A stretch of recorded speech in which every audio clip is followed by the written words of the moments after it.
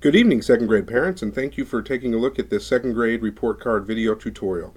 We have some new items that we would like to talk about a little bit with the second grade report card for 2017. And these elements were added to give you more information about your child's progress in the second grade. So for the first quarter, the areas that we're really looking at we're looking at reading, writing, and mathematics. And under each of those areas, we have a specific set of skills that we'd like to highlight as far as your child's progress. And then we also have a series of letters here that indicate where your child is in relationship to those specific skills. The key for those skills are right here at the bottom when you see the grades 1 through 5 skills legend.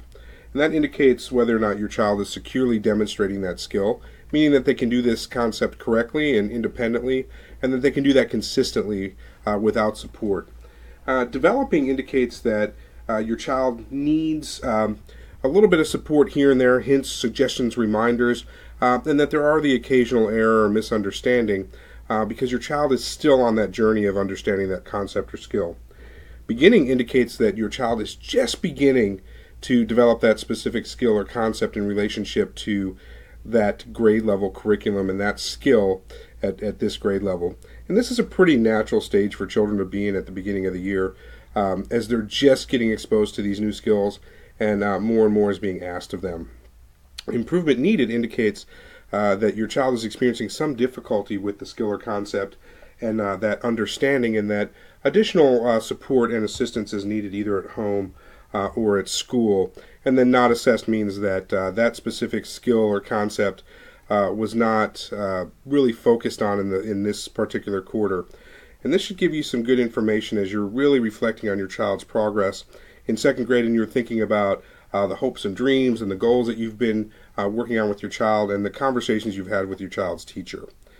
So moving up, you can see that we've got decoding, fluency, comprehension. Under reading, under writing, we have structure, development, and language conventions.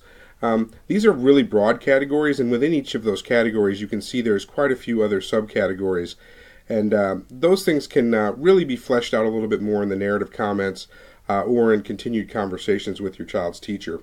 The same thing happens in writing when you look at structure, development, and language conventions. Underneath each of those, there's also a variety of subcategories that really have a lot of different elements within them that we can focus on and talk about in more depth. But this is really to give you a good understanding of where your child is.